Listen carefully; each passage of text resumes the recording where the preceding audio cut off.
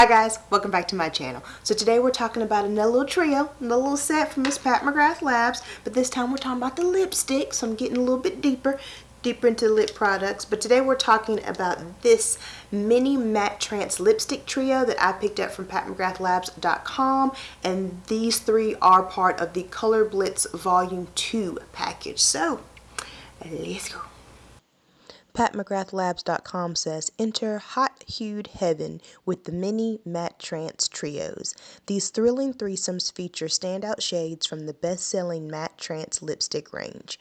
Color Blitz Volume 2 features Fever Dream, Elson, and Guinevere, packaged in couture collectible neon bullets inside an iconic Lavender Labs sequin bag.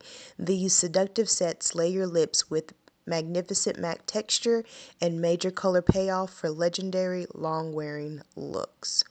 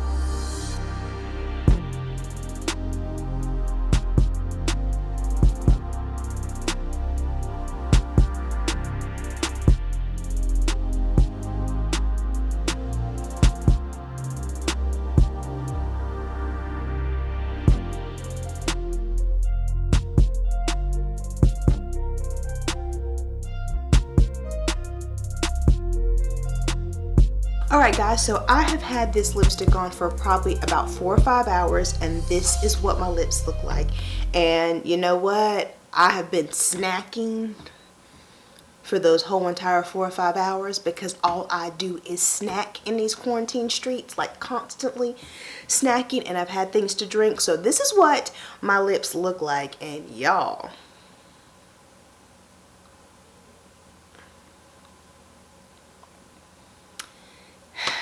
let's talk about it.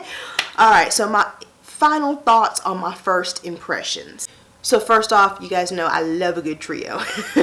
I love a good mini set, period, but I really do love a good trio because I feel like it's a great way for you to be able to try the formula and try different shades and really be able to figure out if you like it or not and what color you like best, and then you'll feel more confident investing in a full-size version versus just jumping right into it. And I think this is a great set. Now I will say you don't get a lot of product in these lipsticks. It's a very small amount of product, but again, you get 3, and it's enough it's enough to sample to be able to tell if you like it and if you can find a place for it in your collection. As far as the color shades that come with this, Fever Dream is probably one of my least favorites. It's more of a terracotta type of color, and because it's just it's a lighter terracotta, almost a clay color, and that's not normally a color I reach for.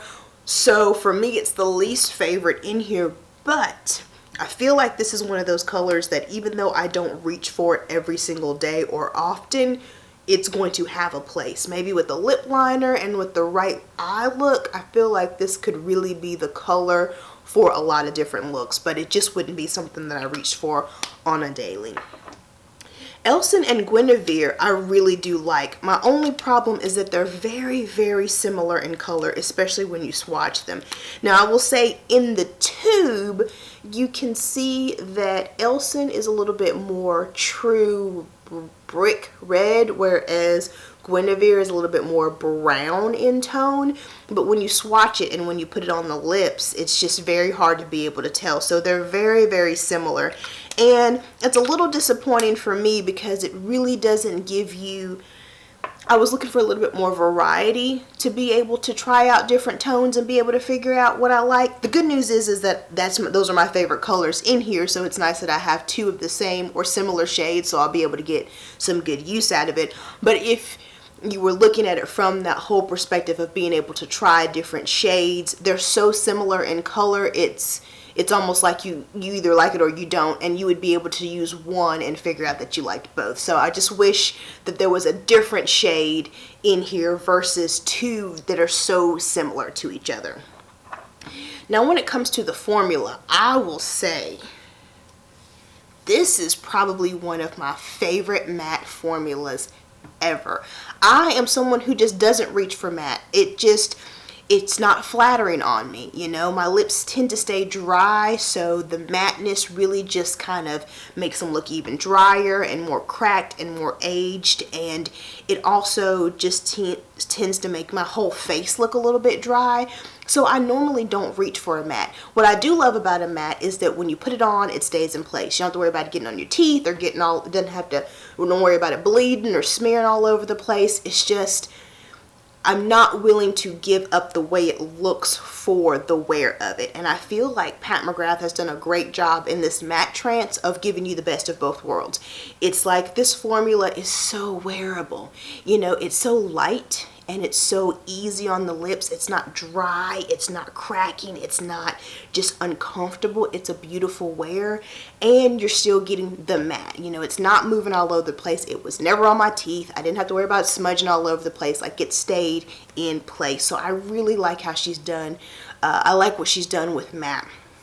Now I will say that the color payoff isn't the most opaque. Now you definitely get color with just one swipe, but you can still kind of see a little bit of the darkness of my lips showing through. Now for me, that's a plus, because what I feel it does is make this a little bit more wearable. If this was a full-on red, like you could not see the brown on my lips and you just saw the red, it would be a little bit more intense. This to me looks almost like a very wearable office type of wear, or a type of red, just because it's not full on opaque. You can still see a little bit of my lips showing through, but you're still getting the color payoff. I like that, but if you're someone who likes a little bit more opacity, it's just something to keep in mind. You can definitely build it up. I feel like you could put on another layer and get what you're looking for, but for me, just putting on that one layer and letting it do what it do is definitely the sweet spot.